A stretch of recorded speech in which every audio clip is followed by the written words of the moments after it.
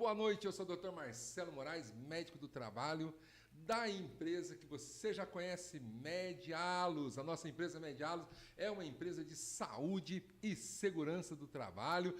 Fica aí que daqui a pouco nós vamos apresentar a nossa convidada especial, mas nós estamos agora aqui com o Lucas Garnica, que é o nosso engenheiro de TI. Ei, Lucas! Estamos também presente aqui, nossa assistente, a Alessandra Mendonça, que é a nossa técnica de segurança da empresa Medialos, excelente profissional. Excelente profissional. Uma salva de palmas para ela, Alessandra. E você sabe que a Medialos é uma empresa sediada em Pitangueira, mas nós temos contrato com as empresas no Brasil inteiro. Nós fazemos um trabalho muito de excelência na segurança e na saúde do trabalhador, né? A legislação agora está cada vez mais exigindo. Nós temos aí o E-Social, exigindo para as pequenas empresas, microempresa, MEI, empresas de pequeno porte, desde janeiro de 2022, há essa obrigatoriedade de você fazer os seus documentos. O PGR, o Programa de Gerenciamento de Risco, o PCMSO, que é o Programa de Controle Médico de Saúde Ocupacional, né? Analisar todos os riscos ambientais da sua empresa, seja um risco físico, químico, biológico, acidentes de trabalho que ocorrem na sua empresa. Então, a Medialos está na frente, a Medialos está crescendo cada vez mais e dando essa assessoria em saúde e segurança do trabalho. Quero aproveitar também para agradecer nossos patrocinadores. Nós temos a Pizzaria Tuiuiu, que sempre nos presenteia com uma pizza deliciosa, né, Lucas? Uma pizza maravilhosa, 4 queijos, calabresa, a ótica estilo da minha amiga Karina. Vamos sortear no Instagram depois o óculos solar maravilhoso que a Karina está sempre nos presenteando. A Marcela ali da 2M Higienização e Limpeza. E nós temos o papel do avesso da minha querida Dani Moraes, que é uma artista, né? Ela não gosta de ser chamada de artesã, é artista. É uma artista, né, que faz a sua encadernação com costura artística. É isso aí, um grande abraço para vocês, nossos patrocinadores. E, sem mais delongas, vamos apresentar a nossa convidada, professora e empresária, Juliana Rosa. Ju, seja bem-vinda ao nosso podcast. Faz tempo, né, que a gente está esperando aí a sua presença. Passamos o período aí eleitoral, né, que não poderia estar... Nós demos um tempo no nosso podcast, né, mas nós precisamos convidar a Juliana Rosa, porque é uma empresária no ramo educacional, né, muito competente, né, muito competente, uma referência em Pitangueiras, né? Seja bem-vinda, Ju. Muito obrigada, doutor Marcelo, pelo convite, né? Faz um tempinho já que aí o convite foi estendido a mim. Exatamente. E aí, por motivos em qual o senhor já deixou registrado aqui, a gente precisou adiar. Mas estamos aqui hoje, né, para poder falar, agradecer o pessoal aí que está com o senhor. Garnica, conheço o Lucas aí. Peguei já foi ele seu no aluno, colo. Não. Ele estudou com a minha filha, mas peguei ele no colo, é filho da Andréia, minha amiga, né? A mãe dele também é professora. Então, hoje, na hora que eu cheguei, eu falei, nossa, o Lucas está aqui. Então, na realidade, não somos nós que envelhecemos, são eles, né, que vão ficando. Exatamente. E a Alessandra, que é a nossa técnica. A Alessandra eu tive o prazer de conhecer hoje, não conhecia. Muito, muito dedicada, responsável, né? Tem aí ajudado muito. Nós estamos com 4 técnicos de segurança do trabalho, né? Estamos com o Lucas como engenheiro, temos parceria com os outros engenheiros, né? Sim. A empresa está crescendo. Graças a Deus a empresa está crescendo. E é só prosperar, né? É só prosperar. Eu desejo só que o senhor prospere. Amém. Obrigado, Ju. Obrigado. Então, vamos começar, né? Vamos começar para nossos seguidores do Instagram, né? Nós estamos no Instagram também, né? Tem que passar o link no Instagram aí, do nosso canal no YouTube. Você vai e curte ali no seu canal, pode começar a fazer as perguntas que a professora Juliana Rosa responde, né? Não é isso, Ju? Sim, que tiver ao meu alcance, doutor. Você vai começar contando para nós a sua infância, né? Como é que foi aqui em Pitangueiras, né? A sua juventude, né? O seu ensino fundamental, como é que foi? Conta um pouquinho para nós. Eu nasci em Pitangueiras, né? Na realidade, eu nasci em Bebedouro, no Hospital de Bebedouro, porque naquela época não tinha aqui, não tão longa, né? Mas nasci num dia 25 de dezembro, nasci num dia de Natal, né? Ah, desculpa, mas eu entendi por que você é workaholic. Você é capricorniana? Eu sou, doutor. Eu sabia, eu sou do dia 1º de janeiro, eu sabia. Guerreira desse jeito. Sim, exatamente, o senhor falou a palavra guerreira. Então, assim, foi um presente, porque minha mãe é muito religiosa, sempre teve vontade de ter uma filha que... Os filhos, alguém que nascesse no dia de Natal, né? De acordo com a nossa religião, no dia de Jesus, e outra que fosse dia de comemoração de um santo. Então, nasceu eu no dia de Natal e minha irmã no dia de São João. De São João. E nós somos em 4, 2 irmãos, Francisco, Flávio, Juliana e Juliene. Eu sou a terceira de 4 filhos. Juliene, a mais nova é Juliene. Juliene. Só troca o A pelo E. E assim, doutor, nós somos criados, né? Eu vou falar de uma maneira bem simples, na prainha, na rua Macário Ribeiro da Silva. Eu tive uma infância assim, doutor, aquela infância gostosa de brincar na rua, assim, meus pais muito presentes. Meu pai sempre foi uma pessoa que apoiou em tudo, mas também muito severo, né? Sempre foi rigoroso, né? Rigoroso. Das antigas, né? O pai das antigas. Exatamente, né? Eu tenho muito dele nessa questão. Então, assim, minha mãe sempre foi aquela mãezona que tinha os 4, né? Minha mãe, eu tenho referência de guerreira da minha mãe, e a gente foi criado ali com uma família muito grande, até hoje, né? Toda a minha família, principalmente do lado do meu pai, é bem unida, é um pelo outro. Então, isso me deu uma referência, doutor. Mas, assim, eu brinco com os meus pais que eu fui descobrir que eu era da renda baixa quando eu tinha 9 anos de idade. Porque sempre eles procuraram dar do bom e do melhor, né? E quando a gente vai ficando mais velha, a gente vai vendo, a gente vai entendendo as situações, que eram 4 filhos, né? Naquela época, meus pais professores, e eu achava que eu era filha de, né? Aquela importância, meus pais são professores. Porque na minha época, na do senhor, né, não é um saudosismo, mas é algo verdadeiro. O professor era tido assim, como um rei. Uma autoridade na cidade. Então, assim, o respeito de ser filha de professores. Então, eu carreguei essa imagem comigo. E eu brinco, né? Eu fui descobrir que eu era pobre com 9 anos de idade. Por quê? Não podia fazer tudo que a gente queria, Então, eu comecei a ser responsável a partir dos 9 anos de idade. Ter essa consciência que eu precisava buscar coisas que não dependesse dos meus pais, né? Bem precoce mesmo. Bem precoce. Meu primeiro trabalho, doutor, foi aos 11 anos de idade. Eu, na antiga José Foreste, que é o Tequinho, abriu a primeira escola de informática.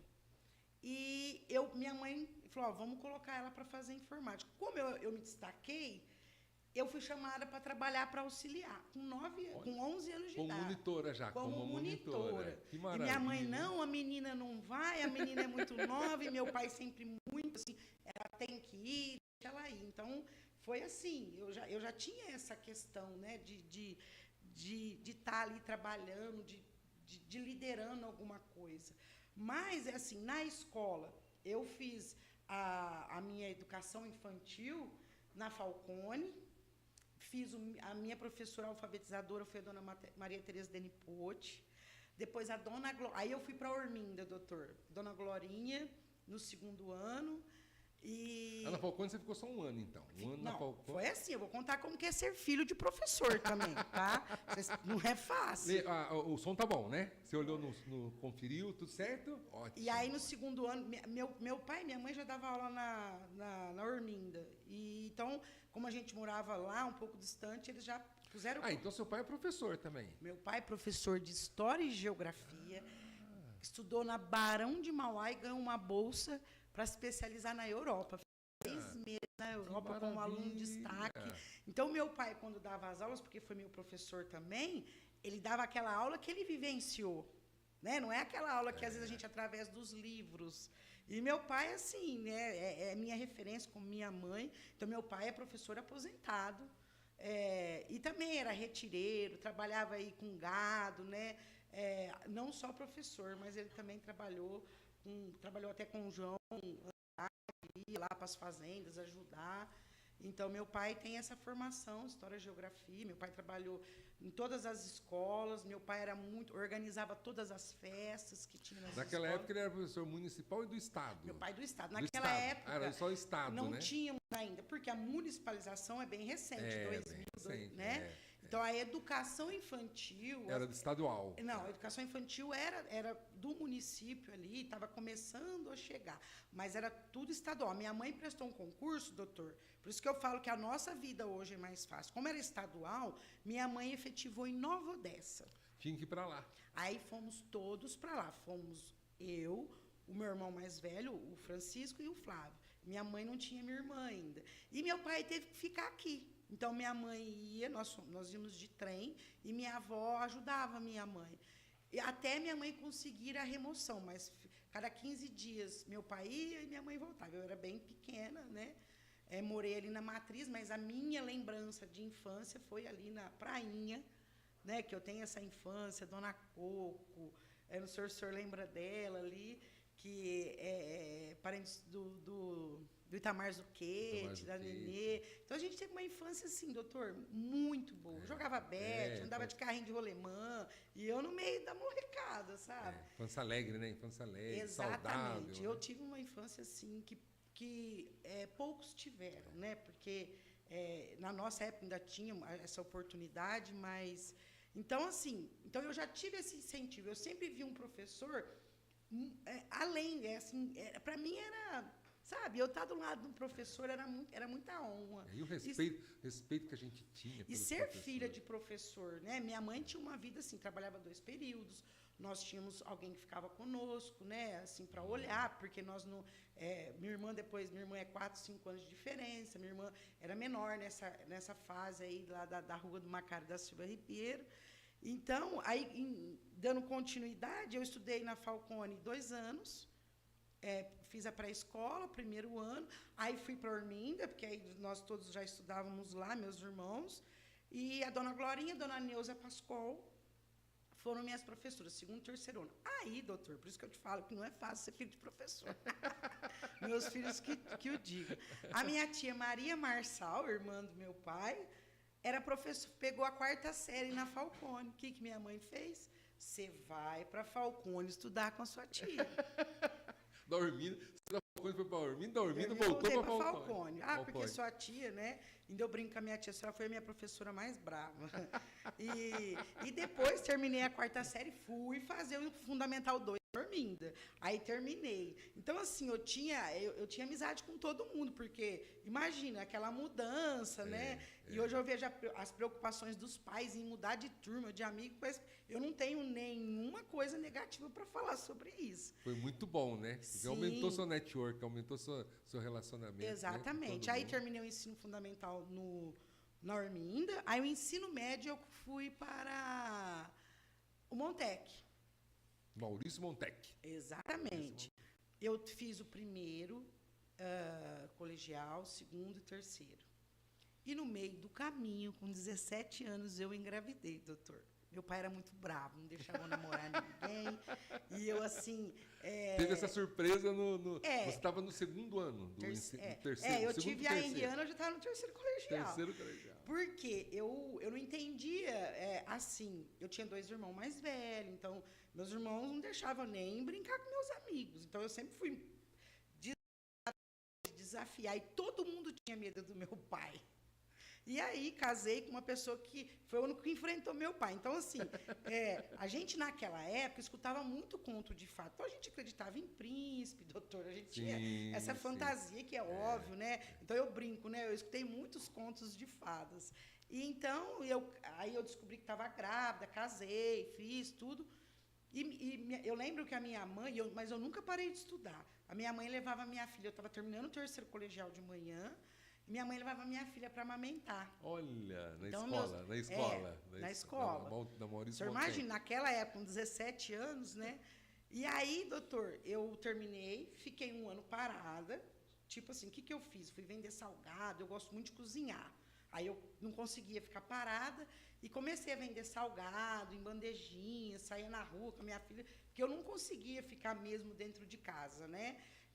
Por isso que eu valorizo muito a dona de casa mesmo, que fica ali todos os dias, mas eu não nasci para ficar em casa, doutor. Porque também trabalha muito, né? A Exatamente. dona de casa tem que cuidar dos filhos. E é ingrato, né, doutor? É uma coisa que ninguém valoriza, ninguém mas valoriza. é muito trabalho. E aí, quando minha filha estava com 9 meses, eu engravidei quando a Henriana estava, eu engravidei do Henrinho. Quando ela estava com 9 meses? 9 meses. Aí engravidei do Henrinho e fui fazer o magistério. Aí já tinha os dois, fui fazer o magistério, porque naquela época ainda existia, que era a nível normal. Aí, como eu já tinha terminado o ensino médio, eu já entrei no segundo. E concomitante ao magistério, eu fui fazer faculdade. E eu quis fazer matemática e física, porque eu sou uma pessoa muito prática, eu adoro. Eu acho que, assim, a pessoa que tem um conhecimento da matemática, é fácil para ela qualquer outra área. Para ler, para qualquer coisa que ela desenvolva. Então, fui fazer... E aí, eu terminei o magistério e a faculdade, concomitante. E, assim, com os 2 filhos pequenos, porque se tinha uma coisa que eu punha na minha cabeça, que eu jamais ia parar de estudar, né? E aí, nesse meio tempo... Você vê que luta, hein? E graças assim, eu tinha uma rede de apoio muito forte, porque eram os primeiros netos, né? A minha sogra ficava com meu filho e minha mãe com a minha filha, porque uma morava em frente à outra. E minha irmã, então tinha aquela rede. Então eu ia trabalhar, meus filhos ficavam com a sogra, com as avós. E aí, meu primeiro trabalho como professora, porque assim, antes de eu casar, doutor, eu trabalhei no Termas, eu comecei como atendente, depois fui promovida, não trabalhava mais de sábado e domingo no Termas regional. Novinha. É assim. Aí, antes de eu ter Rihanna, eu já estava Deixa eu te fazer uma pergunta, né, que a gente sempre faz para os nossos entrevistados, né, que chega nessa fase do ensino médio. Sim. Né? Verdadeiramente, sempre o seu sonho foi ser professora? Não. Ou você pensou em outra profissão diferente? Meu sonho sempre foi ser advogado. Eu sempre sonhei fazer direito, porque eu tinha uma facilidade. Desde muito nova, eu tinha essa coisa de ser justa, de não ver cometendo algo de errado. Defender a justiça. Exatamente. Eu tinha... E assim, eu sou apaixonada na legislação, as pessoas estão acostumadas a ver tantas coisas ilegais, imorais, e que se acostumam. E quando você é justo, as pessoas falam, opa, né, tem alguma coisa aí, ela está fazendo alguma coisa de errado. Então, meu sonho era ser advogada. A Bíblia tem uma frase que fala carvalho de justiça. Né? O carvalho de justiça é aquelas pessoas que já têm enraizado em si, né, a justiça. Então, fica indignado com as injustiças, sim, né? Com sim. os erros, com as explorações. Sim. Né? Então, você realmente já tinha isso desde nova. Tinha, né? doutor, nova... o senhor quer ver se eu visse algum colega na escola sofrer alguma coisa? Eu sempre tive esse perfil de liderança, né? Tinha alguma coisa, a Juliana estava no meio. Tinha não sei o quê. Já tomava frente. Então era sempre eu, o doutor Rodolfo e o Gustavo de Feliz, porque a gente estudava junto. Então, tinha Grêmio na escola, nós que éramos os 3 que... exatamente. Aí tinha a Aline Drude, a Bruna Denipote, eu sou dessa época, dessa turma. Então, a gente sempre estava liderando, doutor, sempre estava liderando, e as outras falavam, nossa, ela é brava, ela é isso. Mas por quê, doutor? A coisa mais difícil, para mim, hoje, é assistir uma injustiça, uma humilhação. Por exemplo, como nós estamos falando de empresa, eu já tive a oportunidade de trabalhar em outros lugares, a pessoa que trabalha na limpeza é um colaborador. E sem um colaborador, sem uma pessoa da limpeza, não existe empresa. Exatamente. Então, eu já vi muitas pessoas humilhando. E isso, doutor, para mim era o pior. Porque não interessa qual é a profissão. O que interessa é o respeito. Então, eu ficava assim, sabe? Então, minha mãe falava, nossa, ela é revoltada, ela é rebelde. Mas não, porque igual o senhor falou, eu já nasci assim, eu sou assim. Tanto é que eu não aceitava os nãos com facilidade, porque eu queria um entendimento. Por que eu não posso, né? Por quê? Não é porque eu sou mulher, porque muitas vezes eu não posso, você é mulher, você é menina, isso não é coisa de menina, entendeu? Então, assim, eu sempre fui investigativa, curiosa. Combativa. Exatamente. Meu irmão mais velho fala assim que ele fala que dos 4 eu sou a que tem mais coragem de enfrentar o meu pai, não de desrespeitar, mas de questionar o meu pai, sabe? De perguntar, né? E ele falava assim que eu era a mais questionadora e a mais corajosa. Ele falou, eu queria ter medo de você. E ele fala isso para mim até hoje. E você foi se aperfeiçoando, né? Sim. Todo jeitinho, e com assim, muita coragem. Doutor, é óbvio que no meio do caminho a gente amadurece.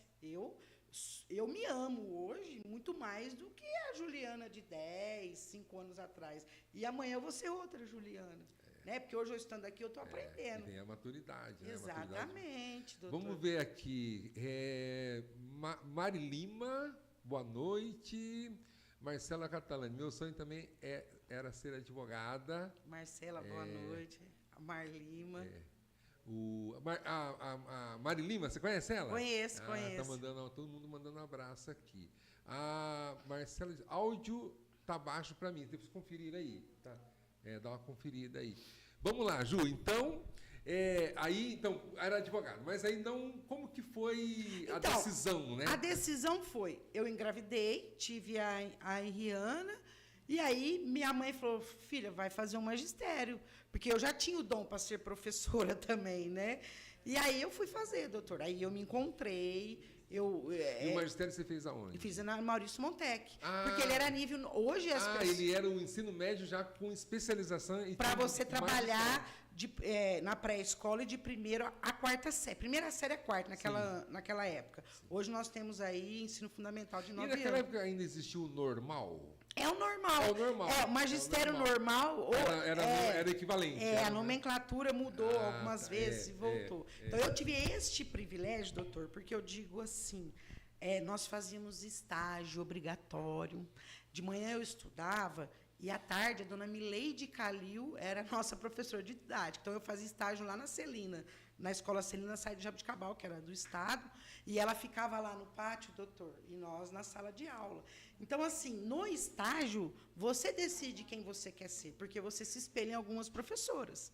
Algumas eu falava, esse tipo de professor eu não quero ser, mas aquele tipo eu quero ser. Então, o espelho é muito importante, você se espelhar. Então, eu tenho espelhos de muitas professoras. Eu acredito que hoje eu sou um pouquinho de cada uma delas, que eu, no meu estágio, e na minha vida, como aluna, né? Sim. Então, a gente fazia o estágio. Mas hoje, doutor, hoje, o que acontece? O imediatismo, essa vida que todo mundo tem que trabalhar, fica difícil da pessoa. Hoje não tem, mas você vai trabalhar, você vai fazer faculdade, tal horário você tem que fazer o estágio. Então, é na hora que dá. Realmente, na escola eu recebo muitas professoras fazendo estágio. A realidade é outra, né? A realidade é outra. Então, eu fiz o estágio e aí já terminei a faculdade. E, nesse meio tempo, a minha tia Maria Marçal era presidente da PAI. E a PAI passava por muitas situações difíceis financeiras, e passa ainda, né? Porque não é fácil.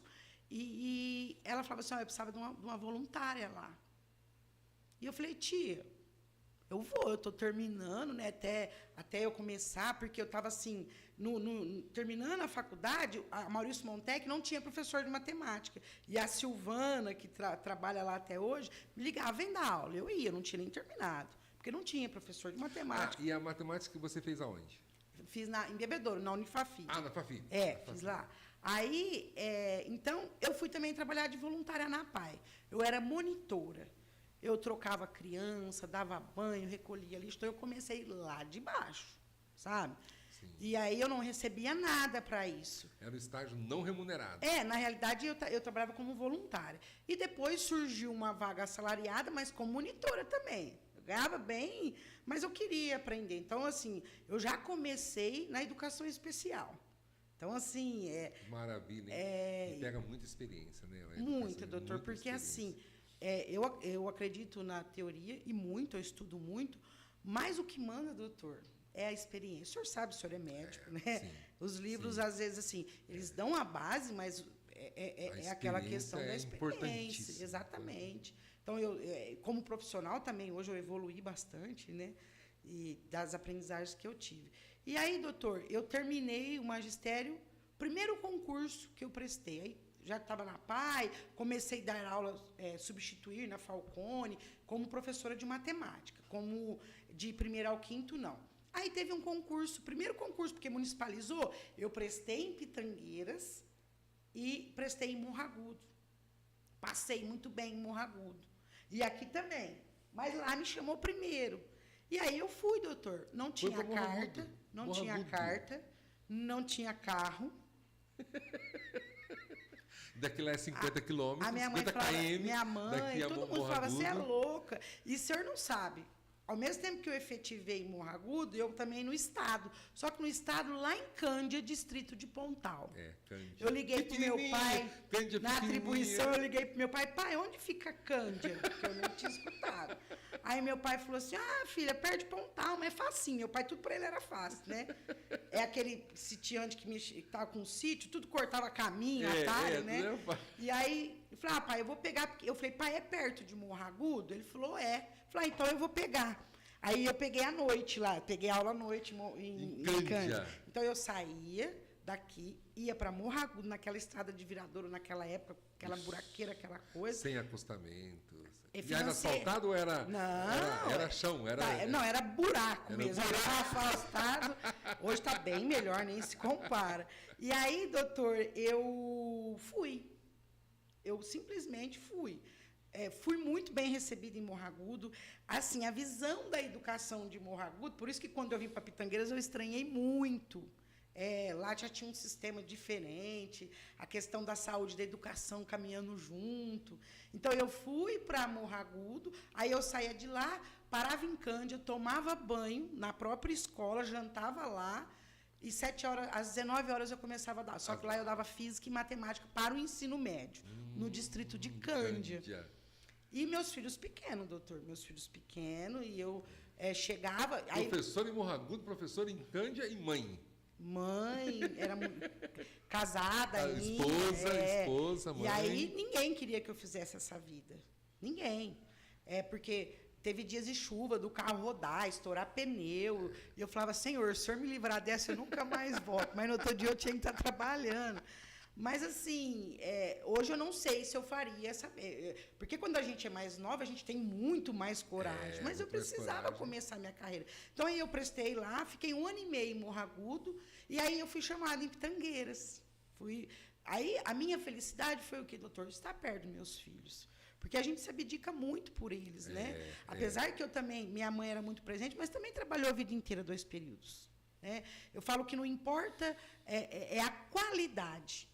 Às vezes, o senhor dá 10 minutos para os seus filhos, vai muito mais do que horas. Exatamente. Eu falo isso para os pais, eu falo, gente, a qualidade que você dá então... Exatamente. Aí, nesse meio tempo, que eu já estou resumindo bem, né, porque a história é grande, eu consegui, de Cândia, vir para Ibitiúva, mas fiquei pouco tempo.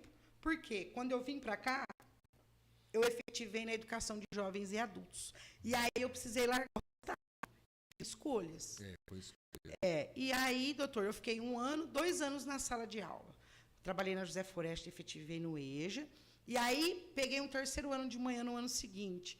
Para quem que eu fui dar aula? Para o meu filho. Peguei a sala do meu filho. Aconselho a ninguém dar aula para o filho. Porque a gente exige muito, doutor.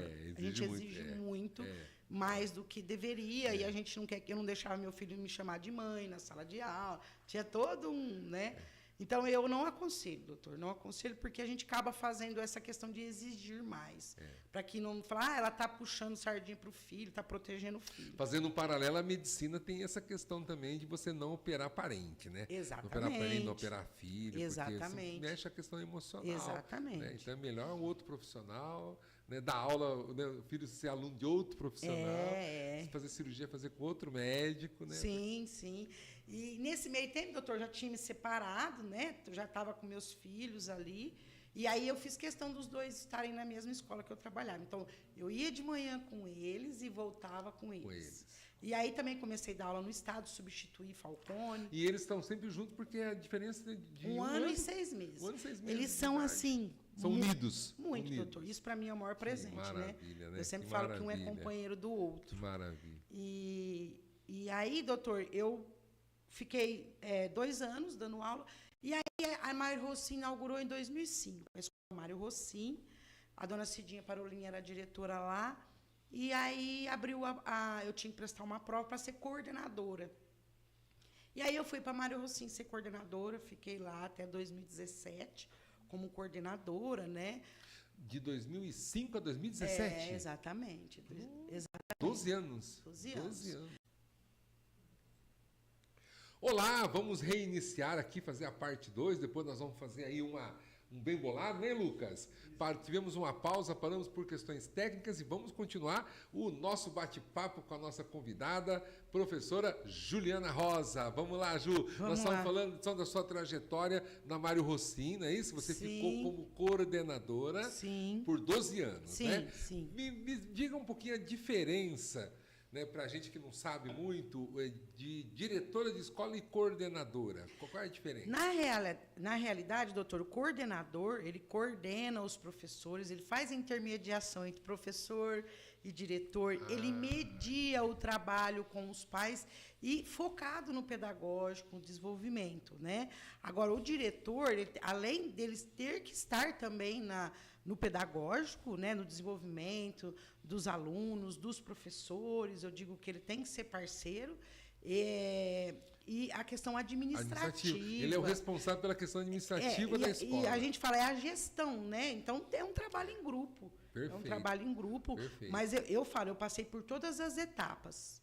Para mim, o que você aprende mais e o mais sofrido é o ser coordenador de escola. É ser o coordenador de escola. Porque ele tem que mediar tudo. Tem que mediar.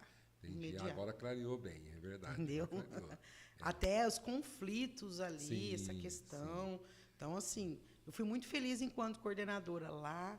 12 anos. 12 anos. Aí, por uma escolha dessa nova administração, eu não era uma boa profissional, então me tiraram, enfim. Mas fiquei lá. E aí, doutor, então, nesse meio tempo, quando o João Andrade foi prefeito, eu fui ser diretora de departamento e fiquei 2 anos e meio. E depois, né, eu peguei e voltei para Mário Rossim e recebi o convite, né? A ligação do empresário que eu falei para o senhor, ele queria uma pessoa para montar uma escola. Ele falou assim, a única pessoa capaz de montar é você. Aí eu agradeci. Falei, não, mas tem outras pessoas. Ele falou, não, mas me falaram que é só você que é capaz de montar uma escola em Pitangueiras.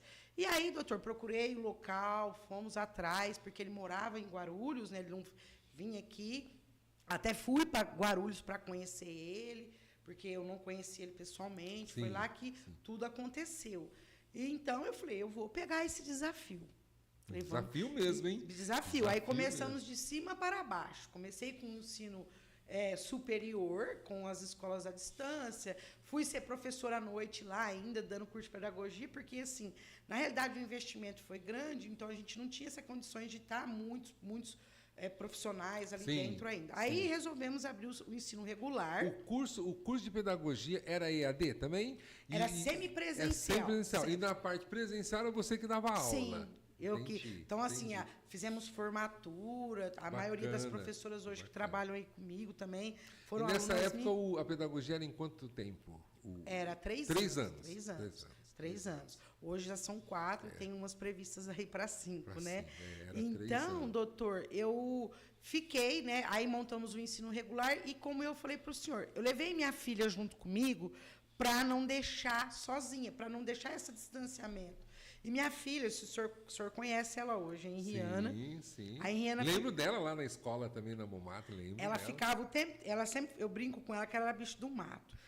E hoje, quem vê ela toda comunicativa, ela é super proativa, ela comanda uma escola tranquilamente.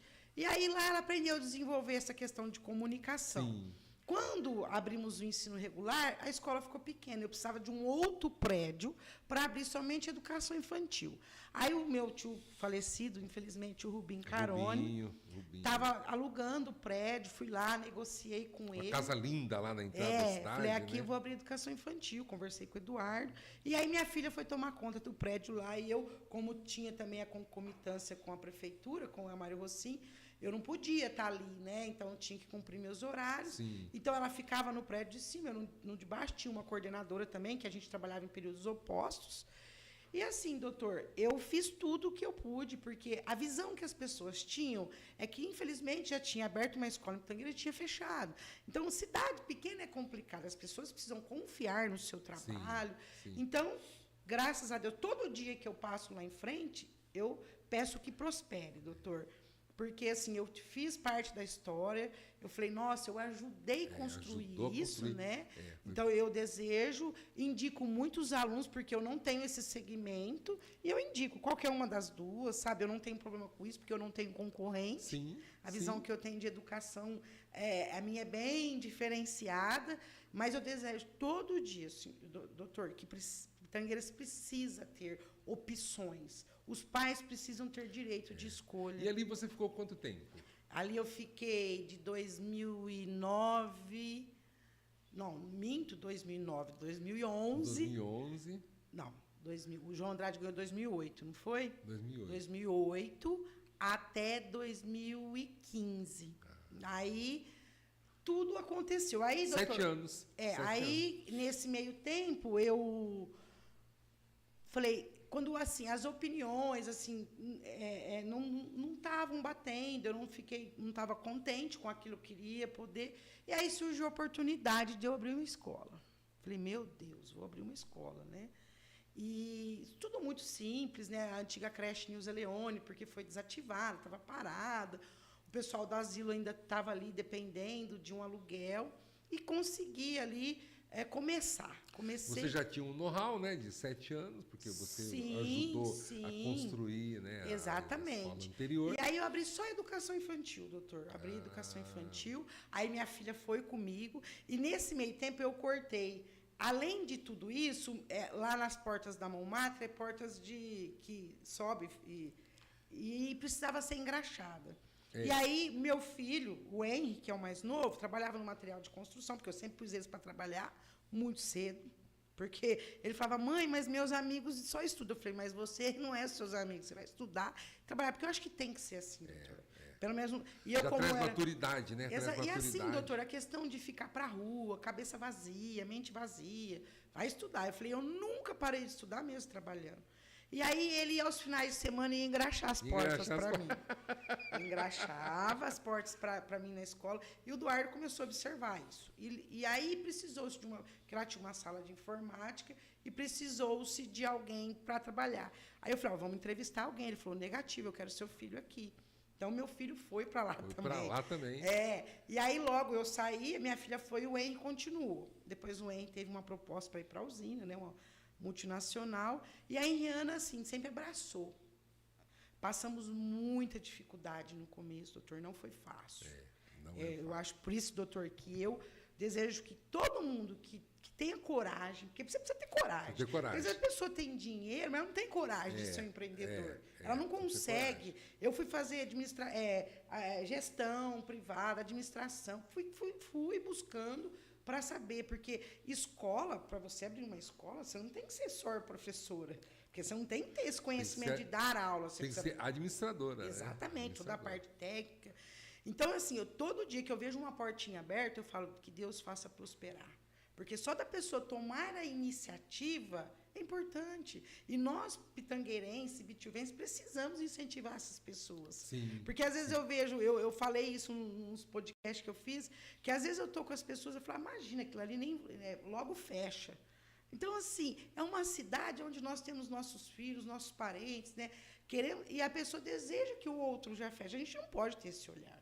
Eu não tenho para ninguém. Para ninguém. A pessoa pode não gostar de mim, me desejar o mal, mas eu vou ter desejo. Então, não foi fácil, doutor, o começo. Porque já tem a questão estatística, né? O estatístico do Sebrae diz que 80% das pequenas empresas, microempresas, quebram nos primeiros 2 anos. Exatamente. Né? Você viu o tanto que é difícil, né, você fazer uma administração, tem fluxo de caixa, o controle financeiro, planejamento, organização, controle. Né? E o curso do Sebrae, ele dá essa visão, porque a pessoa que acha que ela vai abrir um negócio e que ela vai ter um lucro... exorbitante. E assim, nos primeiros anos, ainda mais uma escola, doutor. Exatamente. E eu tive a oportunidade de... tem muitas variáveis, muitos desafios. Exatamente. Né? E aí, quando eu ia fazer cursos para fora, gestão, ficava 1 semana, 2, com donos de escola, era o encontro de gestores de escolas particulares, ele falava assim para mim, se você sobreviver 5 anos, aí você vai. Aí você Por quê? Tirava dinheiro do bolso. E o que me sustentava, o que sustentava a escola? Porque eu falo para o senhor, eu já empreendi de todas as maneiras, né? Já tive espetinho, já vendi salgado, fiz de tudo. Comércio na veia, né? Comércio na veia. Aí, doutor, eu dou cursos preparatórios para concurso. Esse é sim. Fantástico, isso é fantástico. Eu dou assim, comecei também, fomos eu e a Juliana Tomazini, que a gente era parceira, depois a Ju casou, né? E aí ficou eu. E isso para mim, eu comecei o curso com 22 pessoas, num sábado. No outro final de semana eu tinha 70. Olha. Porque, assim, às vezes as pessoas não valorizam muito quem, né? Santo de casa não faz milagre. Aí as pessoas foram para ver a nossa aula, e aí no outro sábado nós tivemos que dividir em 2 salas.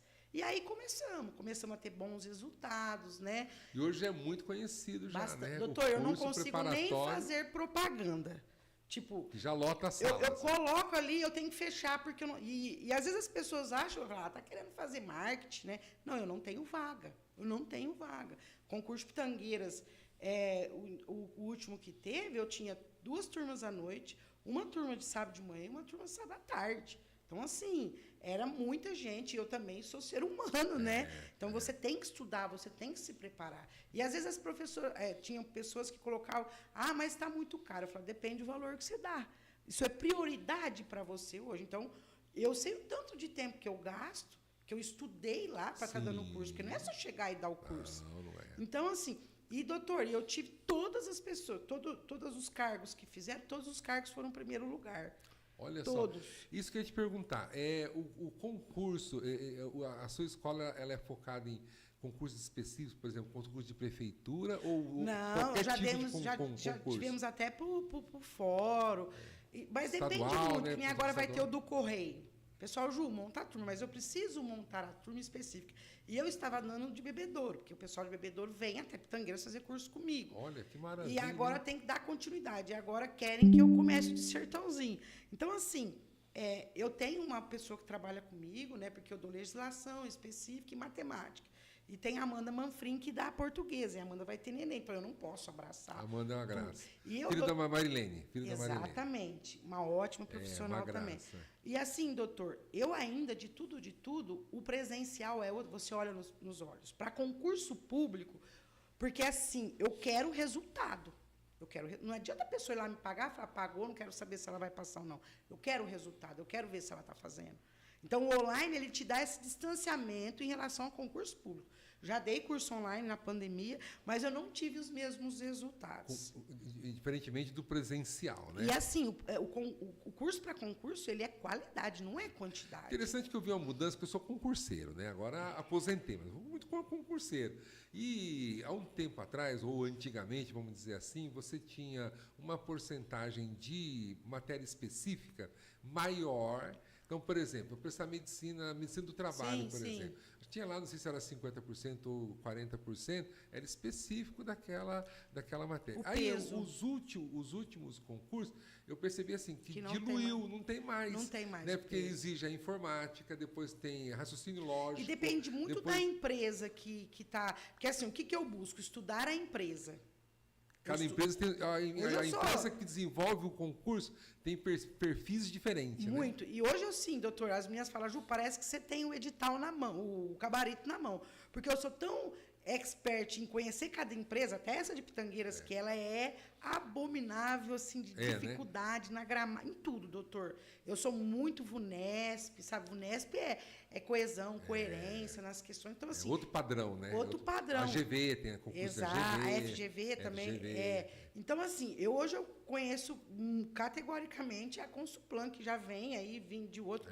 Ela é difícil. É complicado. Tanto é, doutor, que por que eu presto as provas? Porque eu quero saber da idoneidade. Não que eu seja mais que ninguém nunca nessa vida, mas... Eu fiquei sabendo que o último mesmo você passou também Passei em primeiro lugar como diretor de escola. E aí meu filho fala, meu filho fala, você é corajosa, né, mãe? Além de você dar o curso, porque é arriscado. É arriscado, porque, por exemplo, quando as pessoas me veem lá, dando o curso, falam, ela tem que passar. Imagina ela não passar. Mas, assim, é por questão de idoneidade. Aí, todos os cargos que eu dei o curso passaram em primeiro lugar. Eu tive professor aí que passou em 3 primeiros lugares, né? Mas, assim, isso ajudou eu manter a escola nos momentos difíceis. Sabe assim? Então, doutor, eu não paro. Todo dia eu peço saúde para Deus. Saúde. Como que foi na questão da pandemia? Aí eu vou contar para o senhor o que eu cometi. Doutor, pandemia. Fiquei com 12 alunos, doutor. Por quê? O que aconteceu? As mães perderam seus empregos. Muitas precisaram perder as contas, porque fechou a escola, fechou. Mesmo porque, como eu era só educação infantil, sabe quando você estava... Era aquele ano que eu ia, né, que já estava chegando, de repente, puf!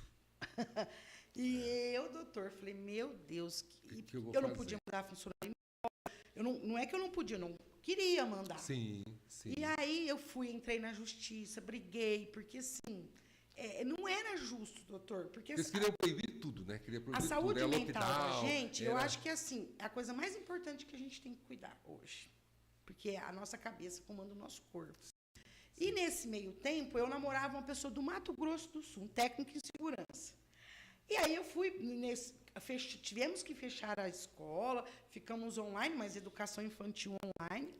Fui para o Mato Grosso do Sul. Quando eu cheguei lá, doutor, tudo funcionando. Falei, não é possível. Falei, não é possível.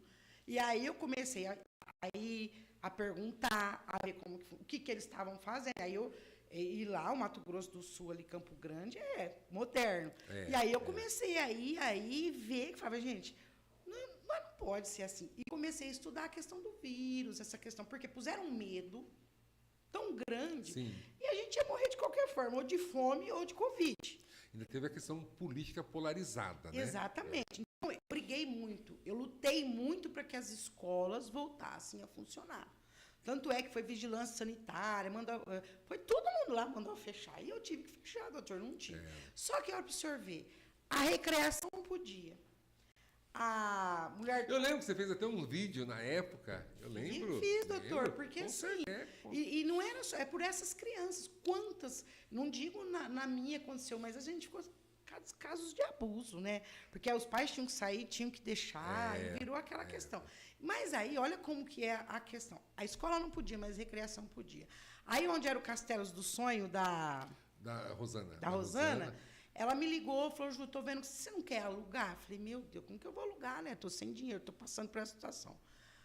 Aí eu pensei, falei com meus filhos, falei, eu vou abraçar aquilo lá. Fui lá, isso tudo no meio da pandemia, mas o senhor não sabe. Aí eu fui vendendo caldo, porque eu sou uma ótima cozinheira. Por isso que eu tenho várias habilidades. Doutor, vendia 300 caldos por dia. Olha, que maravilha. E aí reformei, coloquei espaço Vovó Cida, que minha mãe chama Aparecida, e montei a recreação. Então, os pais... Lá no espaço que era da Rosana Piasson. E o que eu fiz? Eu não podia receber os alunos na escola, mas na minha casa eu podia. Desmanchei minha casa inteira, doutor. Falei para as mães, podia ser legal, mas não era imoral. Deus protege as crianças, né? E os professores. Sim. E aí eu falei, mãe, se vocês não tiverem onde deixar, pode deixar em casa. E aí eu chamei as minhas profissionais, fiz isso, doutor. Fiz isso, porque aí uma amiga minha de bebedouro também tinha feito. Eu era totalmente contra o lockdown, eu trabalhei o tempo todo, eu no nunca parei. Começo, doutor, fiquei meio assim, porque eu não conhecia a situação. Depois que eu fui para fora do estado, que eu vi que é só no estado de São Paulo estava essa... exatamente. Aí, então, eu abri o espaço Vovó Cida, que foi um retorno, assim, né? Depois venderam o prédio, então a gente precisou fechar o espaço. Nossa, mas deu muito certo. E os caldos, doutor, até hoje as pessoas... Mas nunca mais... Eu falo que Deus... Tudo ele é na hora certa. Fez um frio tão grande naquela época. Hoje a gente não tem mais um frio. E o pessoal gostou do caldo, né? Era caldo no pão italiano. Nossa, tudo que era tipo de caldo. Eu tinha todos os tipos de clientes. Então, a Jéssica, mulher do Fabrício Liotti, ela me ajudava, porque eu não tinha mais gente para entregar caldo. Ela que entregava. Ela que entregava. Então, doutor, aí ia eu para salvar a minha escola. Precisava, não podia fechar. Eu sou bem, né? E aí começou, doutor. Continuei pagando meus colaboradores, porque eu sem eles não sou ninguém. E aí a escola Lindolfo, que é homenagem ao meu pai, está crescendo. Que maravilha. Crescendo assim. Só que eu vou falar, uma das piores fases da minha vida não foi nem a pandemia, foi a reforma que eu fiz. A reforma que eu fiz era um sonho. E aí tive um problema muito sério com a construtora. Que, assim, e se não fossem meus colaboradores, eu não estaria de pé hoje. Porque eu sou muito forte, mas é uma questão assim. Aí, depois, quem terminou a escola, para mim, que acabou de realizar meu sonho, foi a Carol Corvo. Porque, você imagina, não é para qualquer pessoa chegar num lugar e pegar algo que está para refazer. Então, assim, eu cheguei um dia e chorei. E aí, minhas colaboradoras falaram, levanta. Eu tenho um vídeo delas que eu vou guardar para o resto da minha vida, doutor. Elas fazendo além daquilo. E eu não falei, não pedi nada. Olha que então, maravilha. Assim, eu falo... Que é uma boa liderança, né? Doutor, elas no chão, elas... Sabe, eu tenho um vídeo tudo, porque eu nunca vou esquecer isso que elas fizeram por mim. Mas, assim, elas falaram assim, levanta daí, vamos. Porque eu estava... E os pais sabem disso. Eu nunca escondi quais foram as situações que a gente passou. A gente confia, né? A gente acha que o outro não vai fazer, enfim. Mas consegui. Aí hoje eu entro na escola, doutor, eu estou pequena, a escola está pequena, e eu devo tudo isso às pessoas que estão lá comigo. Sabe assim? Virou uma família. Muito grande. Que maravilha. É assim, nós somos uma família, eu tenho que ter a liderança, né? Eu brinco com os pais que eu sou só pagadora de boleto, quem manda ali é as professoras, né? E doutor, que é uma escola sem professor. Exatamente. E eu tenho uma visão de educação, que se às vezes eu for falar, as pessoas vão falar, gente, essa mulher... Porque hoje, doutor, nós somos criados da seguinte maneira, você precisa estudar, prestar um vestibular... Seu 10 no boletim, vamos postar fotos dos nossos filhos sendo excelentes alunos. E eu falo para meus pais, porque eu tenho contato com todos. Eu sou aquela dona da escola, diretora da escola, que está ali no portão, que manda mensagem, que conversa. Os pais não são um boleto para mim. É óbvio que eu preciso receber mensalidade para estar de pé, mas eu quero que os filhos deles sejam 10 na vida. Então, hoje, o foco da Escola Lindolfo, além de ser referência na inclusão de educação especial, que hoje nós somos referência imensa, porque eu tenho uma visão de educação especial, doutor, a gente conseguiu coisas com coisas simples. A partir do momento que você é obrigado a incluir, você está excluindo. A palavra inclusão, doutor, ela exclui. Então, quando eu falo da educação, eu estou englobando tudo. Então, assim, a escola foi crescendo e eu falo para os pais, ótimo se o seu filho for um médico, um juiz, mas primeiro o seu filho precisa ser gente. Nós estamos perdendo essa parte humana. A humanização, né? A humanização da educação. Você tem noção, hoje, 81% do professorado está com síndrome de Burnout. Os primeiros sintomas. Sim, porque, doutor, hoje se perdeu o respeito. Então, hoje eu tenho uma empresa educacional que eu consegui fazer um pouco daquilo que eu sonhava. Que primeiro ter o respeito com os pais em relação ao professor. Nós somos uma família. Nós somos pais de alunos ali. Se o senhor soubesse como eles são, tipo, o contato, o elogio, sabe? Um elogio para um professor muda o dia dele. Eu acompanho bastante essa realidade. Por quê? Porque eu faço perícia, né? Sim. Então, sou perito da Prefeitura de Jaborandi, sou perito da Prefeitura de Bebedouro, né? E atendo muitos professores afastados, que estão afastados, porque eu acho que chegou num nível de estresse. Acabou, né? doutor.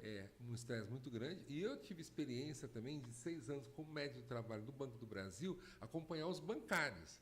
Né? Então, os bancários também estão no limite do estresse. Exatamente. São bancários e professores. Exatamente. Né? Por isso, doutor, às vezes as pessoas falam, eu sigo estados referências em relação Rio Grande do Sul, outros. O que eles vêm fazendo? E eu, como dona de escola, empresária, porque a escola é uma empresa, mas eu não vendo um produto, o senhor está entendendo? Sim. Tem esse diferencial ainda, porque eu estou lidando com a coisa mais valiosa que alguém pode ter, que são filhos. Então, é mais difícil. A segurança, doutor, eu prezo. As minhas colaboradoras, minhas meninas, que eu falo, né, a gente somos em 19 hoje, e eu falo, a segurança ali é a primeira coisa, sabe? Eu sou muito...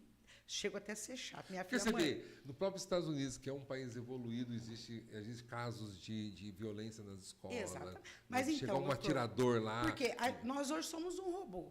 A rede social, ela é imediatista, tem que ser agora, os adolescentes não podem ser mais, as crianças não podem ser mais, não pode passar por frustração. As crianças devem passar por frustração. O não tem que ser desde pequeno. Desde pequeno. É o tal do vício. Faz parte do crescimento, faz parte do amadurecimento. Eu sou super a favor. E os pais ainda brincam. Os pais, só de olhar para mim, Felipe, hoje a diretora está, aí eu falei, vocês já sabem o que eu vou falar para vocês. É só de me olhar, né? Porque eu não preciso falar. Eu não preciso, eles já sabem o que eu vou falar, né? Por exemplo, eu sou super rigorosa em questão de horário, doutor. Uso de uniforme. O hino nacional, hoje um policial, né, amigo meu, me mandou um vídeo e falou, Ju, criança de 2 anos cantando hino. Eu falei, cantando hino, tem regra. A escola é miniatura da vida. Então, meu filho não acorda cedo. Então, o teu filho, quando crescer, ele não vai trabalhar. Porque a gente fica muito triste, Ju, quando a gente vê nas redes sociais, até a própria televisão, a questão, por exemplo, dos alunos desrespeitando os professores, né? Agredindo os professores, jogando carteira nos professores, né? Escolas municipais, escolas estaduais. Assim, realmente é um sofrimento para o professor. E né? risco. Eu sou da época que a gente tinha o maior respeito. Eu falo que professor não é insalubridade, é periculosidade. Né? Periculosidade, mas é de risco. É de risco. Vamos fazer uma recapitulação aqui. A passada pandemia, né? Passada a pandemia 2023. Não, 2022, né? Como que ficou a escola, então? Você tem um braço que é a questão dos concursos, preparação para os concursos públicos, não é Sim. isso? E a questão da escola regular. É regular? Regular. A regular é ensino fundamental. Não se fala hoje mais ensino fundamental, olha para o né? senhor ver como... não, ensino fundamental, essa denominação sim, ainda existe. É assim, ó, educação básica. Educação básica. Eu falo que é o arroz, feijão e o ovo, que é o básico que o cidadão precisa ter. A educação infantil, o ensino fundamental e o ensino médio. Que é até o 9º ano, na sua escola. Não, a sua escola. Ainda não, ainda eu tenho até o 5º. Até o 5º. Porque na pandemia eu ainda era só educação infantil.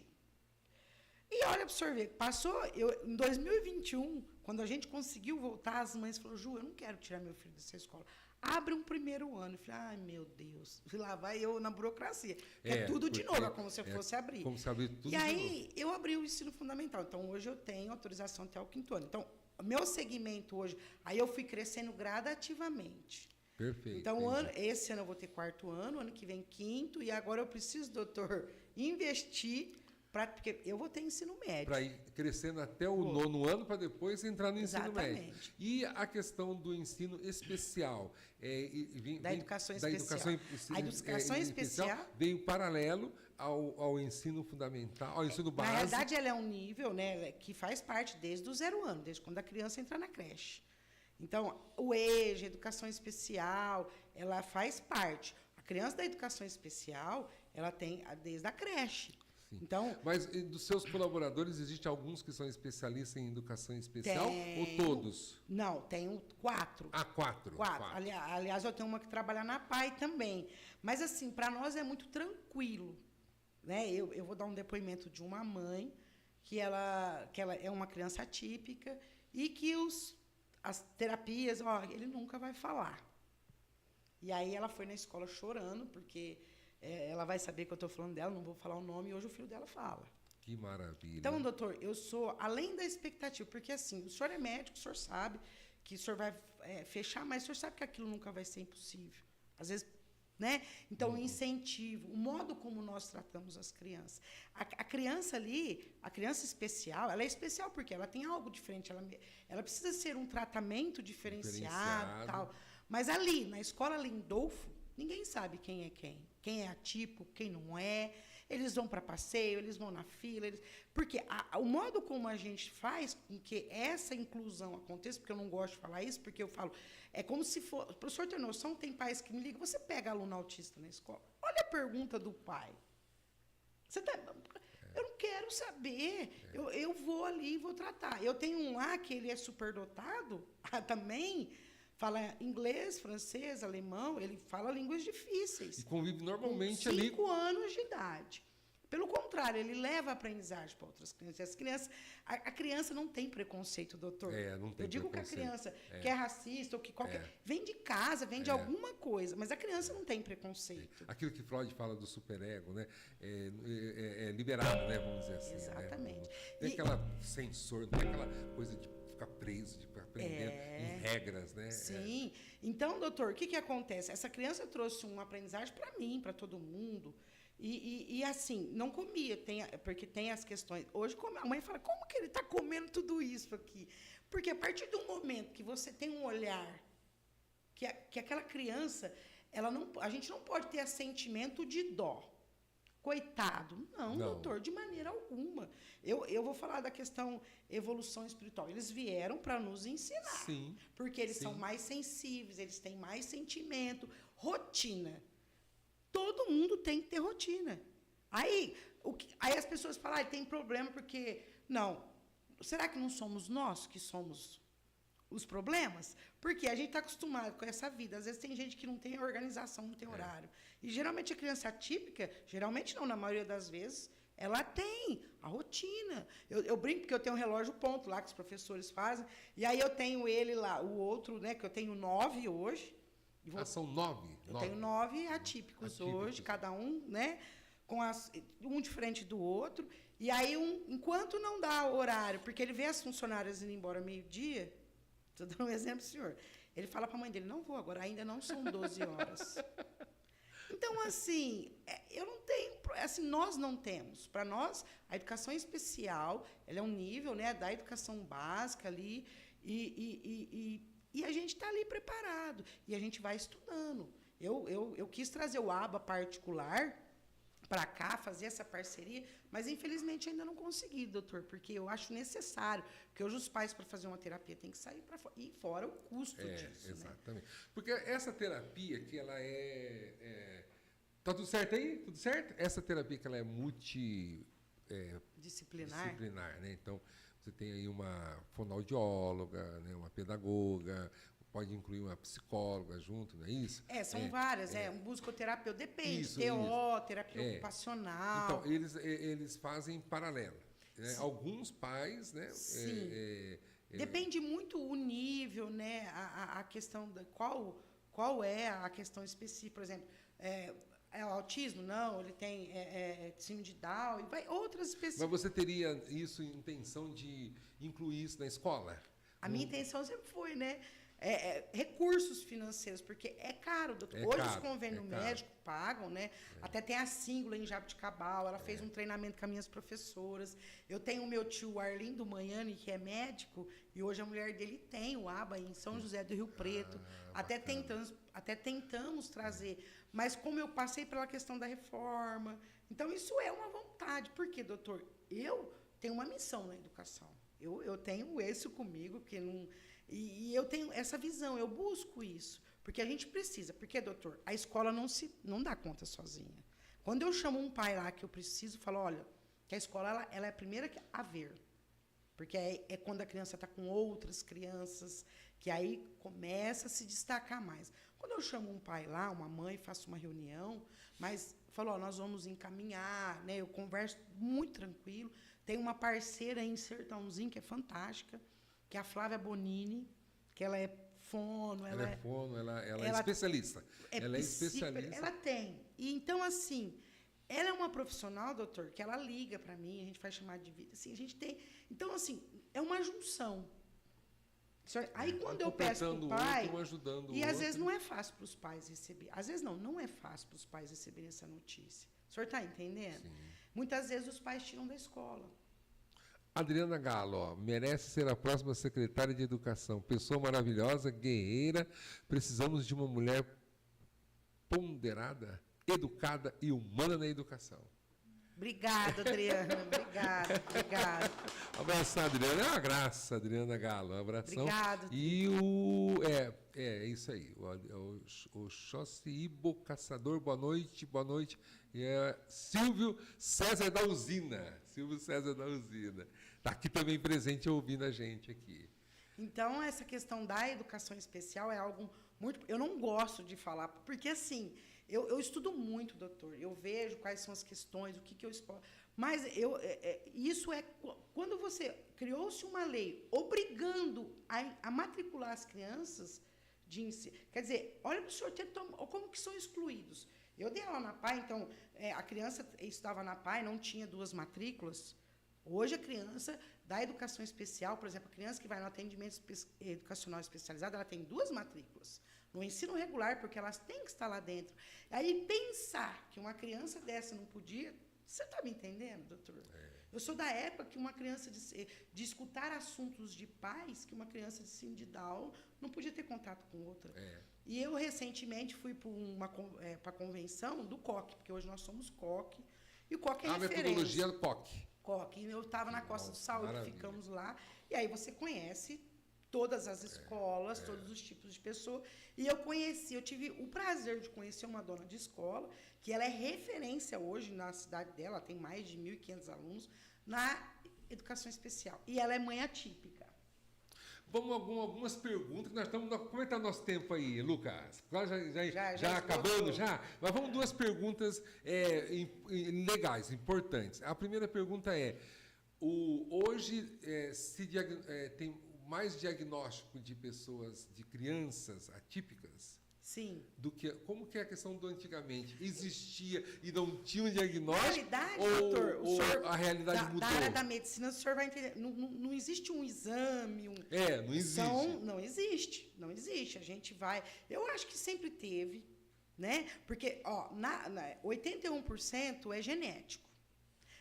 Geralmente vem do pai, da figura masculina. Né? E quando às vezes vai fechar um diagnóstico, fecha o do pai também. Tá? Os outros, pode ser intrauterina que vem, e também a questão, a genética do pai e da mãe. Mas a maioria, a porcentagem maior é a genética do pai. Então, provavelmente, há 40, 50 anos já tinha, doutor, só que não era diagnosticado. É muito assim, ó. Eu falo que hoje a gente... como veio a legislação da educação especial, veio aquela turbulência, os pais preocupados, como vai ser o futuro do meu filho? Porque é óbvio, em qualquer necessidade especial, como vai ser? E física também, porque a educação especial, a questão física, é isso. Então, a preocupação. Aí, hoje, nós temos... Eu falo para os pais, vamos avaliar o seu filho. Vamos ver qual é a necessidade. Porque, assim, ele precisa de um material diferenciado, nós vamos trazer.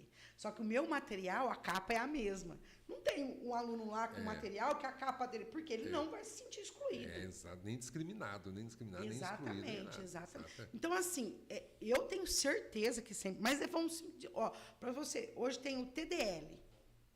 TDL muitos diagnósticos de autismo foram fechados, porque o TDL não tem CID ainda, mas se confundiu. Então, hoje tem essa questão do TDL, que é parecidíssimo. E, geralmente, também, por exemplo, quando tem um autismo, mas vem um TDAH junto, tem uma dislexia, né? Porque a questão comportamental também tem desse assentimento dos pais não querer falar o não, porque tem esse cuidado. Mas, para mim, doutor, eu trato assim... É só o senhor indo lá para o senhor ver. Porque as mães que são mães nossas atípicas que estão lá, elas falam que a vida delas mudaram. Que maravilha, hein? Mudou, doutor. Que maravilha. Última pergunta, então. Tá. Vamos fazer a última pergunta. Voltando à educação tradicional. Sim. Né? O que mudou em termos de metodologia? Porque a gente sempre ouve falar a metodologia do Freire. Paulo Freire. Paulo Freire. Na verdade, ele não tinha uma metodologia, não tinha uma metodologia, não, né? ele era educador, ele veio para falar o que vamos resumir. Tanto é que eu assisti um vídeo lá no Nordeste, na cidadezinha que ele trabalhava ali, que ele desenvolveu... Da educação de jovens e adultos. Dos jovens e adultos. O EJA ali. Assisti um vídeo. Aí depois o mundo falou, educação Paulo Freire tem essas vantagens, essas desvantagens. Hoje não... Não é isso. O que ele fala? Que a gente, por exemplo, a educação de jovens e adultos, ele trabalhava um eixo conector. Tipo, o aluno é da roça, então nós vamos trabalhar aquilo que ele conhece. E aí a gente vem para o mais específico. Então, assim, ele fala do opressor, do oprimido, dessa questão. Isso. Então, mas assim, não é uma metodologia, é um pensamento, porque ele é um professor que vivenciou a escola. Porque grandes escritores aí nunca pisaram o pé no barro, eu brinco, né? Nunca entraram numa sala de aula. Ele vivenciou ali. Ele vivenciou, assim, eu sou fã. Naquela experiência dele ali. Eu já li todos os livros dele, já segui, já fui professora de EJA, trabalhava o eixo conector, né? Criamos ali, dava aula para pessoas de 80. Seu Anésio Mariotto, eu alfabetizei ele, né? Olha que maravilha. Então, assim, que o senhor lembra dele ali. Então, assim, pessoas falam sem conhecimento, sem base, né? O senhor sabe que foi até uma questão política. Tem até questão política envolvida nisso. Então, assim, eu acho assim, eu não vou falar de um assunto que eu não tenho conhecimento, mas se eu não souber, eu vou lá estudar antes de eu opinar sobre o assunto. Mas vamos, então, dentro desse contexto, né? A última pergunta, então. Tá. Qual é a diferença da metodologia da sua escola com a escola municipal ou estadual? Em termos de metodologia, eu sei que em termos de humanismo está fantástico essa escola, né? Que todo esse tratamento que esse relacionamento com os alunos, com os pais, os alunos, né? Você tem demonstrado aqui que está bem evoluído, está bem legal, né? E fora essa questão de humanização, vamos dizer assim, educacional, né? Sim. Em relação à metodologia ao também. ensino, ao aprendizado. É diferente da escola municipal e estadual? Doutor, o que eu posso dizer para o senhor? Sim, é diferente. É diferente porque na escola privada nós temos mais liberdade da questão de segurança, eu posso e eu não posso. Hoje a escola pública, a escola perdeu o poder. Perdeu o poder de cobrar, de falar. Então, hoje, por exemplo... É como se perdesse uma autoridade. Perdeu, né? Perdeu. Uma autoridade. E às vezes o senhor vê acontecer as coisas, pena. A culpa é de quem? A culpa é da escola. E a culpa não é da escola. Eu vou te falar, o grande problema hoje é família. Sim. Porque os pais, às vezes, familiar, os pais deram a responsabilidade para a escola. Então, assim, muitas vezes um pai chega numa escola pública e fala, não dou conta dessa criança. Quer dizer, a criança está escutando aquilo, minha mãe já não me dá conta, o professor não vai dar conta também. Então, hoje, na empresa privada, o grande diferença, por que vai? O menor número de alunos, né? Hoje a escola estadual, aí 40, 42 alunos. O professor está, assim, tirando muitas licenças, não porque ele não gosta de trabalhar, porque às vezes leva o nome, mas por essa questão que eu já expliquei para o senhor, 81% estão ficando doentes. Por quê, doutor? Até essa questão de não ter essa autoridade. Você não pode cobrar horário, você não pode cobrar uniforme, você não pode falar não para o aluno. Eu teve uma história... Os valores se inverteram, né? Uma história essa semana do folclore, Monteiro Lobato, Saci Pererê, doutor. Então, são coisas que vêm, que faz parte da cultura. Monteiro Lobato, não vamos pôr o Saci, porque a mãe não vai gostar que eu vou pôr o filho dela. Sabe umas coisas, doutor? Perdeu-se. Na escola privada, eu, enquanto dona de escola e diretora... Com liberdade...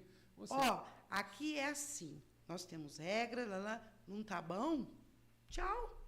Eu posso, na escola pública eu não posso. Não pode. Então, assim, eu posso cobrar. E eu tenho um diferencial que, antes dos pais matricularem, eu já falo como é as regras da escola.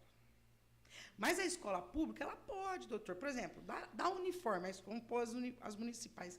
E eles não usam os uniformes, a maioria não usa. A escola pode obrigar. A partir do momento que ela dá o uniforme, doutor, ela pode cobrar. Aí vira aquela... Porque assim, roupa, existe a roupa para você passear, e assim, começa a ter uma certa idade, que os meninos começam a entrar na puberdade, e tem essas coisas, o senhor já foi jovem. Sim. E os meninos olham para as meninas, então a gente precisa ter roupa adequada, o horário, doutor. Uma vez um pai na Mário Rossi encontra a coordenadora e falou, você é um coronel. Eu falei, muito obrigado. Falei, muito obrigado. Por quê?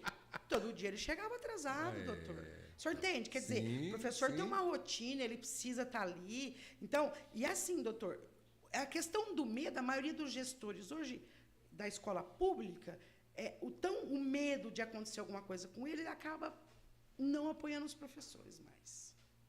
Então, doutor, eu acredito numa revolução, não uma rebeldia, mas uma revolução que eu vi ontem, está sendo no Senado tentando aprovar uma lei que puna os alunos que desrespeitaram os professores. Com certeza. E a gente fica muito triste com essa realidade, a gente fica triste. Né? Eu que sou da época que a gente respeitava muito os professores, valorizava os professores. Sim. Nossa! Né? E a gente, nessa realidade de hoje, no mínimo é uma tristeza, né? Que deveria se mudar, eu fico muito... voltar à autoridade da escola, à autoridade dos professores. É o meu sonho, doutor. A questão organizacional, sabe? A questão de que o professor, eu vou te falar, não é fácil, porque ninguém quer saber, porque o professor tem vida. Sim. Aí o professor tem alguém doente na família, o professor faltou, aquele professor não gosta de trabalhar. Então, assim, eu estou na educação há 27 anos. É um desmerecimento. Quando eu falo, ela só protege o professor. Gente... Não vamos nem falar na questão de remuneração, né? Que não... Mas eu falo para as minhas professoras, vocês têm que se valorizar. Porque valorização não é só financeira. Eu acho, doutor, que é a questão, sim, financeira, mas eu busco talentos. Nos cursos que eu dou, eu contrato os professores para a minha escola, porque eu descubro talentos. Os talentos. Então, eu falo para eles a questão do respeito, do estudado, do saber... às vezes, quando um gestor chega na sala, isso eu nunca fiz e nunca vou fazer, enquanto diretora da escola, chegar perto de um aluno e falar, isso aqui está errado. Sabe? E eu sei de um monte de professor que passa pela situação. Chama, ensina, porque lá em Sorocaba eu tive a oportunidade de estar lá. Efetivo professor, lá tem um centro educacional. Antes do professor entrar na sala de aula, ele vai estagiar no estágio probatório. Então, ele dá reforço, ele vai ali. Porque o senhor imagina quantas cobaias passaram na minha mão. Porque você sai e você vai dar aula. Então, assim...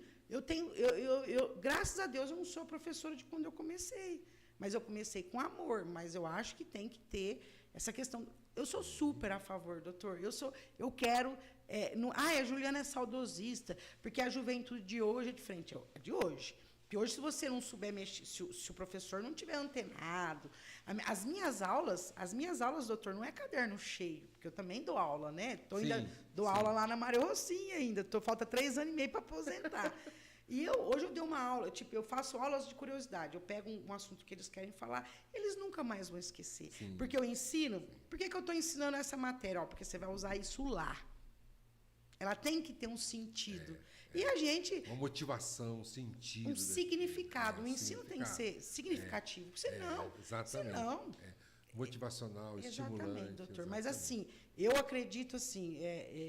minha filha fala, mãe, a senhora é louca abrir uma escola. Aí eu brinco, se eu ganhar na cena, eu brinco. Porque, né, o dinheiro faz parte e tenho que ter dinheiro para poder investir. Eu quero montar uma escola que nunca se ouviu falar. Super escola. Exatamente, mas com diferencial, doutor. Exato. Não é aquela escola que, né, você tem que ir, você errou a palavra, você vai escrever a palavra 100 vezes. Como é que eu não ia aprender, né? Não tinha como.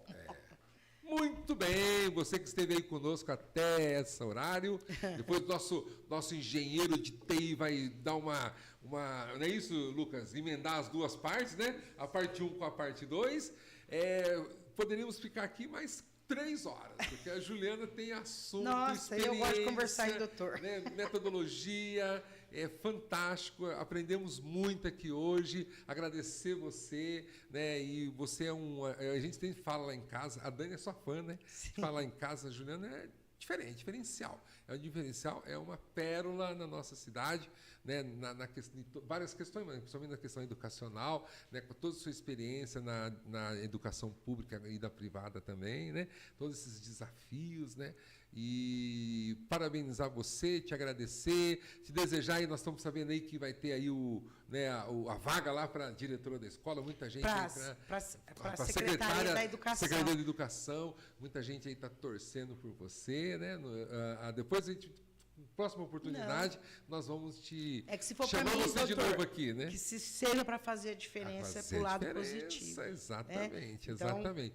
E eu queria deixar um espaço aí para você fazer as suas considerações finais aí para os nossos seguidores e para os nossos alunos, para os nossos professores, né, os outros profissionais aí que sempre acompanham o nosso podcast. A palavra é sua. Quero agradecer, doutor Marcelo, lhe parabenizar por esse espaço, que é legal hoje, igual eu estava falando antes da gente começar, que é muito importante essa questão da mídia, hoje todo mundo está participando, né? Conhecer melhor as pessoas, né?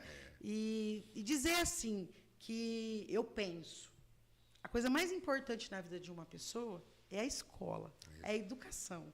Para mim poder melhorar a saúde, que é prevenção, que a educação é prevenção. Sim. É melhorar o abandono dos cachorros, tudo que acontece, o meio ambiente, é a educação. Então, assim, pedir aos pais que reflitam, sabe? Que participem mais da vida escolar dos filhos, para os professores, assim, não desistirem, nunca pararem de estudar, pedir socorro quando estiver doente, não deixar que isso se torne algo pior, e ter voz. O professor é o que leva, né, o aluno a ser crítico, participativo. Exatamente. E eu desejo que minha cidade, eu falo minha porque é minha, eu nasci aqui, ela prospere em todos os sentidos. A gente ama Pitangueiras, né? A gente ama Pitangueiras. E muito obrigado pelo convite. E nós estamos apostando agora para a nova gestão que vai iniciar ali em janeiro, né? Eu, assim, acredito e protejo mesmo, porque chegou o momento. Chegou o momento de mudar, né? De mudança aí. Tanto é que a diferença foi grande, né, doutor? Exatamente. O povo muito bem! Parabéns, Juliana. E você vai ver na íntegra aí esse vídeo, esse podcast que nós terminamos agora, encerramos. O Lucas vai dar uma editada, não é isso, Alessandra? Para você assistir com calma e vai ficar ali para a eternidade no nosso canal do podcast Medialos. Um abraço para você e até sexta que vem. Boa noite.